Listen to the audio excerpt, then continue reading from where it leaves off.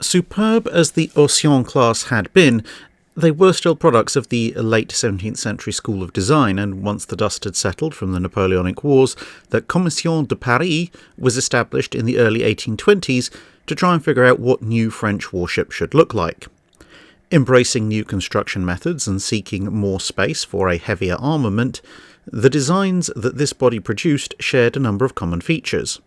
Most notable of these was a hull layout that was also adopted in the American first-rate USS Pennsylvania, namely a total, or near-total, elimination of tumble home, a feature that had been part of gun-armed sailing warships since the 1500s.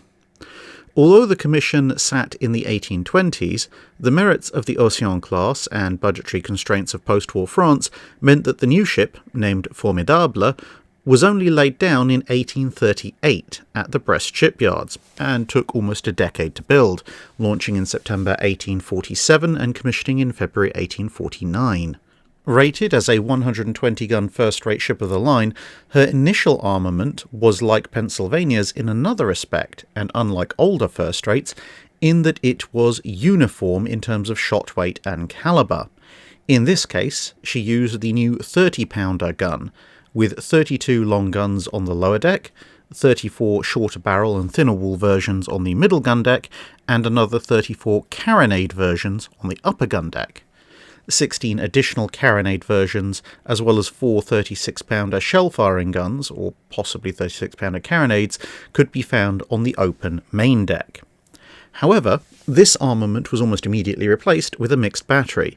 The two lower gun decks had 8 of their 30-pounders each removed and replaced with 66-pounder Payhan shell-firing guns, with the upper gun deck entirely replacing its weapons with smaller 164mm shell-firing guns, which had the same calibre as the earlier 30-pounders, but which fired a lighter weight projectile since shells are less dense than solid shot.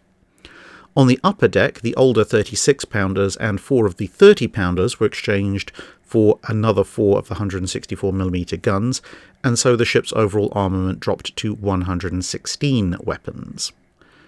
Renamed whilst on the stocks to Valmy, after the battle of the start of the French Revolutionary Wars, her displacement would vary in life from just over 5,000 tons, about the same as the Océan class, to just under 6,000 tons by the end of her service career. This was in part because, despite the new construction techniques allowing her to be slightly larger than the Océans, she was not overall considered a success, and indeed the completion of the older Océan class hulls would continue, which left Valmy as a class of 1. In large part, the problem was her slab sides. Whilst granting the additional volume that had been desired, it also ate significantly into the ship's stability, which hampered her top speed, and meant that she rolled at the slightest provocation, which was not a good feature in a ship whose firepower relied on relatively fixed massed broadsides.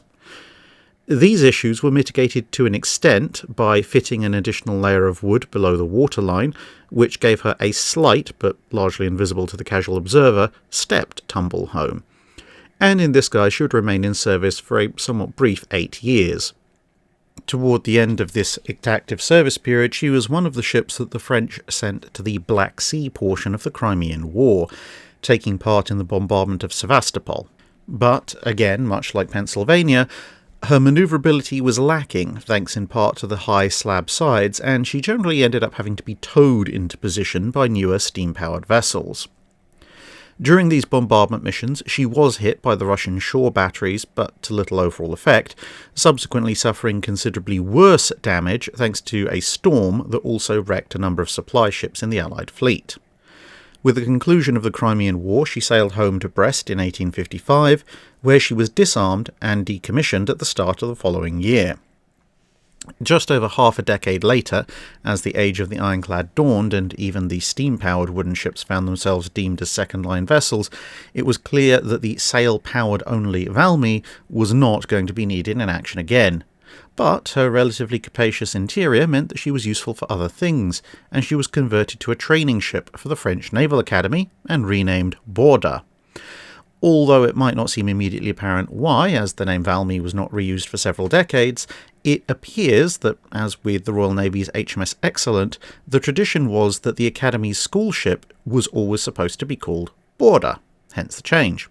In this guise, she survived most of the rest of the 19th century, being replaced in 1890 by the steam-powered wooden warship Intrepide.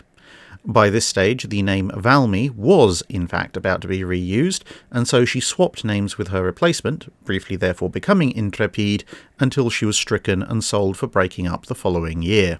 That's it for this video. Thanks for watching. If you have a comment or suggestion for a ship to review, let us know in the comments below. Don't forget to comment on the pinned post for dry dock questions.